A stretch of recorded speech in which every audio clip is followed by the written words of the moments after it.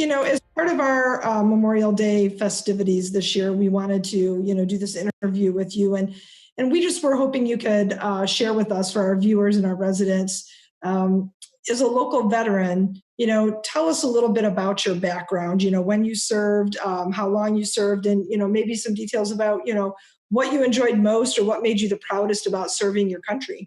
I happened to live in Warren, and I went to East Detroit High School and graduated. 2 months later, I get a letter from Uncle Sam. Greetings. You have now got drafted into the United States Army. So only 2 months after out of high school, and I don't think I was 19 yet. So, it was quite a scary thing for me. It was made me nervous when they said that. And I ended up going to Fort Knox, Kentucky, went through 8 weeks of basic training there. And they called it advanced training for 14 weeks that I ended up going to the Pentagon in Washington, D.C. And as I was there, I was my MOS out of basic training and going through that was transportation. I was licensed for everything that the military had, including 45 passenger buses. And when I was at the Pentagon, that's what I did. I took all the brass and moved them to Camp David, the Pentagon. There's a hidden Pentagon there that nobody knows anything about, but it's underground, about 3 miles. It's where everybody runs when there's problems. So what my job was there was learning how to ride buses and figure out the schedules and, taking brass and stuff to important meetings. So besides that, that's the only guerrilla warfare training I had. So I had to go see the post commander to get a driving award back then that I got when I was there. And I went into his office, and man, it was quite an office. It had about 9 million books in it. And he was the highest ranking full bird colonel in the military. So we were in our dress screens, and it was a couple of guys standing next to me. And I was the third one in front of the desk. And he told his Lieutenant Colonel Ryan, and he says, I've got a problem. And he says, I got a problem. He says, we just didn't say anything. And he said, I got orders to send 3 people to Vietnam. And man, I says, man, I'm at the Pentagon. I don't think it could get any better than that, being there. You got to go through a 7-week top security clearance. And after that, you don't leave the country. So I kind of like that idea better than the Vietnam idea. So anyway, he asked the first gentleman what did he think about Vietnam, and he put up his hand and he saluted, and he said, I'll be proud to go to Vietnam and fight for my country. And I went over and looked at him, and I couldn't believe he said that. The second guy said the same thing. I never got a chance to talk. He says, the majority rules, you're all going. That's a true story. And it's, what are you going to do? So they gave me a 14-day leave. I came home and seen my family. And the next thing I know, I'm on a plane heading for Vietnam. So that was not my idea to go there. Well, as a local veteran, how do you stay connected to other local veterans in the community? You're a member of a local chapter? Yes, we are. It's Vietnam Veterans Chapter 154. We're in Clinton Township right now. We were in Roseville. We were in Mount Clemens. We were in East Point. Had small offices. It's not really like a VFW or American Legion where they've got a bar and a club. It's all business, okay?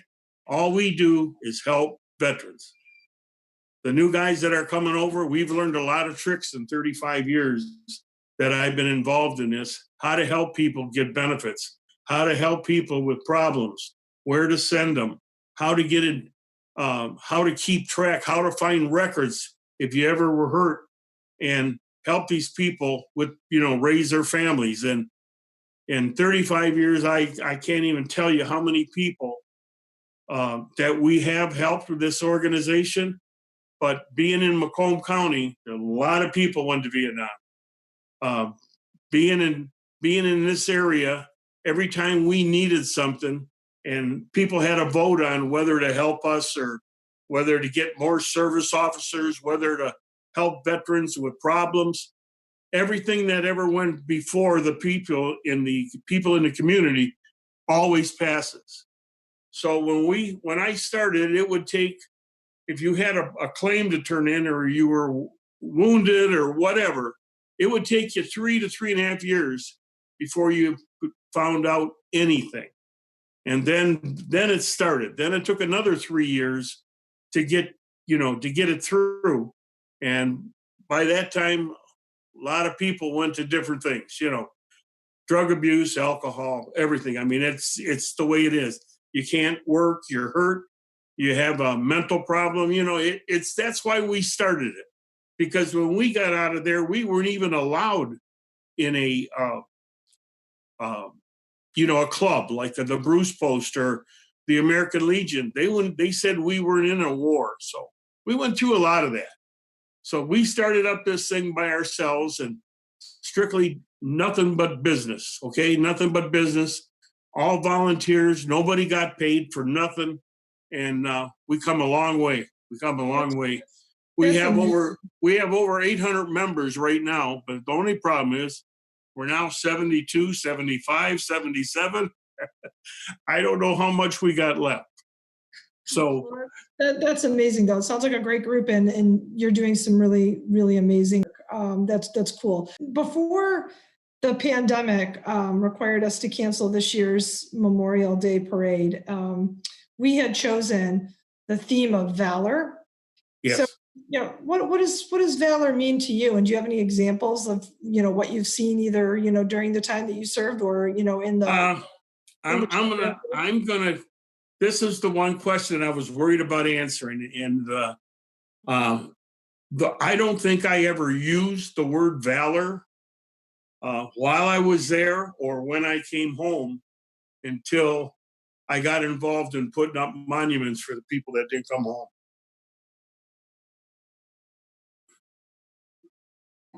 So that is the word valor. When I was over there and we got into the thick of things, or fear was more a word that I could relate to. And then when I came home, I seen valor. I just so happened to have my girlfriend's father was a prisoner of war, World War II, and spent 18 months in a prisoner of war camp.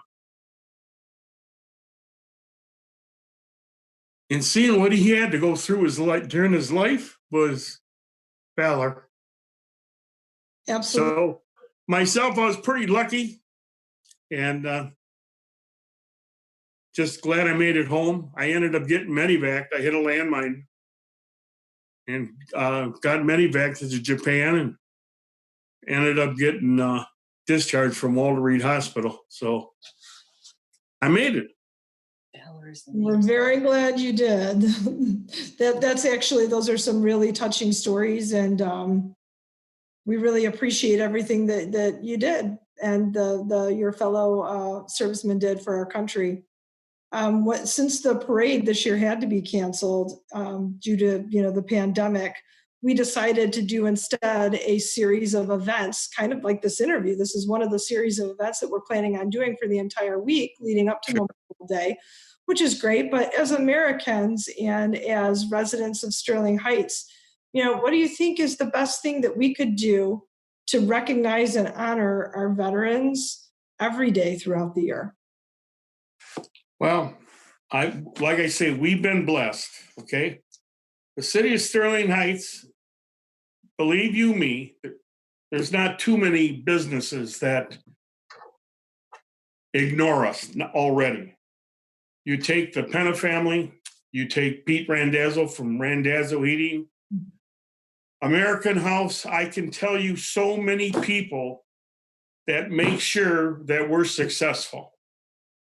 And the only thing that's wrong with this, nobody gets paid, okay? I mean, it's 100% volunteer. We do a lot of good. We have a color guard that does funerals, families that want their father, uncle, brother. We got 3 drill teams that go out 3 times a week, 15, 20 funerals in a month's time, going out and doing the bugle, doing the 21 gun salute.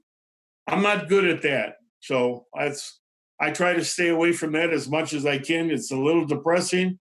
We have a speakers bureau that they go to schools, and if a teacher would like us to come and tell them about the war we were in, we have a hospital committee that goes down to the John D. Bingle every month. A moving wall for all the veterans that died in the state of Michigan are on this moving tribute. Scholarship fund for our members and their children and grandchildren. We do about 10 scholarships a year right now.